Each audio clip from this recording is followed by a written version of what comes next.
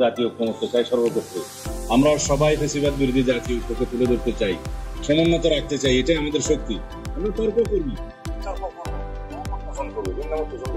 আবার এখানে এসে জাতীয় স্বার্থ ঐক্যমত্য, এটাই হচ্ছে জনগণের সার্বভৌম এখতিয়ার। আমরা গণ অভ্যুত্থান করেছি, ফ্যাসিবাদের বিদায় হয়েছে, এটা কি আইনি ভিত্তি ছিল? এটাকে বলা হয় legitimate expectation of the people. সেই লেজিটিমেট এক্সপেকটেশন থেকে আইনি বৈধতা আমরা দিচ্ছি না। আমরা জুলাই ঘোষণাপত্র কি স্বীকার করিনি? আমরা এই জুলাই ঘোষণাপত্রকে ঘোষণাপত্রের মধ্য দিয়ে সংবিধানের ৪র্থ তফসিল অন্তর্ভুক্ত করব, সেটা অঙ্গীকার করিনি। মৌখিক করেছি, ভাষ্য দিয়েছি, ভাষণ দিয়েছি, লিখিতভাবে দেবো। আমরা জুলাই ঘোষণাপত্রের কি কোনো আইনি ভিত্তি আছে, কনস্টিটিউশনের কি আছে?